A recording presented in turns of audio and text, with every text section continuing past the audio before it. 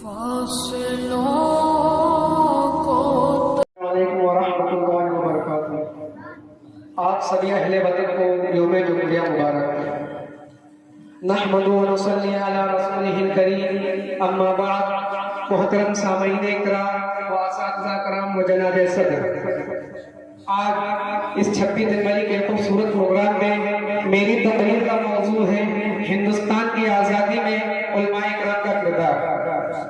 محترم حضرات، ہندوستان کی اس مقدس سرزمین پر جب انگریزوں نے 16ویں صدی میں اپنے ناپاک قدم ایسٹ انڈیا کمپنی کے نام سے ممبئی کے ساحل پر جمائے اور اسی وقت سے یہاں کے تمام باشندوں کو اپنا غلام بنانا شروع کر دیا اور اپنی شاکرانہ و عیارانہ چالوں سے ایک نئے مسائل ڈھانے شروع کر دیے۔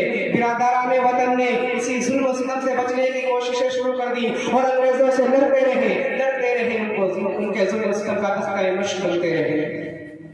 محترم حضرات، ملک کی آزادی میں تمام برادران وطن شریک رہے، لیکن آزادی کی لڑائی میں علماء اکرام حصہ نہ لیتے تو ہندوستان آزاد نہ ہوتا، تحریک آزادی نہ چلتی، تحریک والا کوڈ نہ چلتا، تحریک ریشمی رومال نہ چلتا، تحریک خلافت نہ چلتی، ارے ہندوستان چھوڑو کی تحریک نہ چلتی، ہمارا حسادش کیسے نہ بنتا۔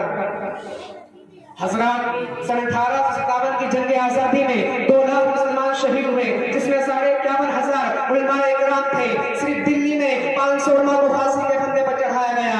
آئیے ایک بات آپ کو بتاتا چلوں کہ وائسرائے برطانیہ نے اپنے ہندوستانی مشیروں سے رائے طلب کی کہ بتاؤ ہندوستان میں تمہاری مضبوط حکومت کیسے قائم ہوگی۔ انہوں نے جواب دیا، یہاں سب سے بیدار مسلمان ہے، جنگ آزادی کی لڑائی صرف مسلمانوں نے لڑی ہے، جب تک مسلمانوں میں جذبہ جہاد ہے اس وقت تک ہم ان پر حکومت نہیں کر سکتے۔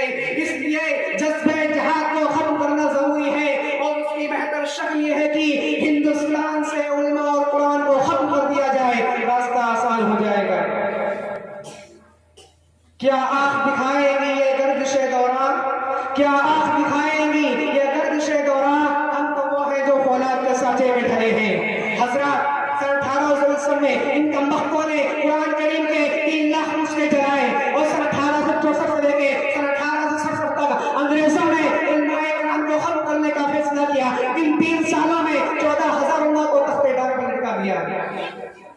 حضرات، دلی کی چاندنی چوک سے لے کے خیبر تک کوئی ایسا درخت نہیں تھا جس میں علماء اکرام کی گردنیں نہ لگتی ہوں۔ انگریز کہتا ہے کہ علماء کے جسموں کو تانے سے داغا گیا، انگریز کہتا ہے علماء کے جسموں کو سوروں کی خالوں میں بند کرتے جلتے ہوئے تندور میں ڈال دیا گیا۔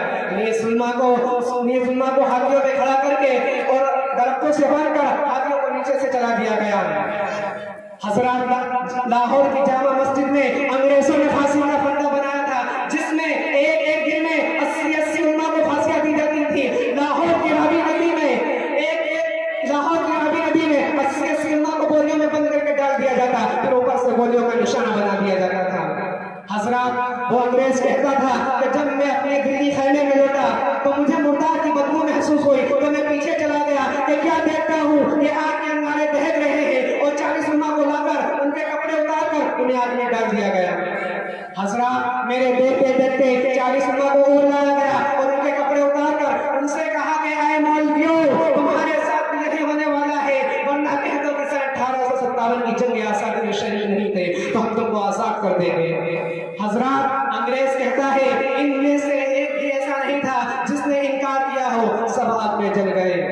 حضرات، یہ ہے ہمارے اکابر کی تاریخ۔ اگر ہم نے اپنی جانوں کی قربانیاں نہ دی ہوتی تو یہ ملک بھارت آزاد نہ ہوتا۔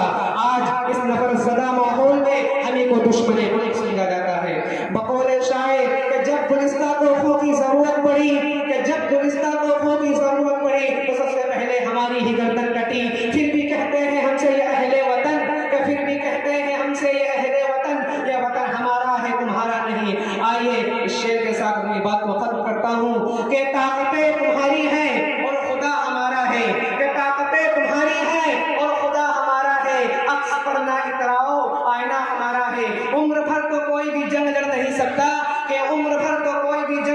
سکتا، تم بھی ٹوٹ جاؤ گے، تجربہ ہمارا ہے۔ وما علینا الا البلاغ۔ ماشاءاللہ۔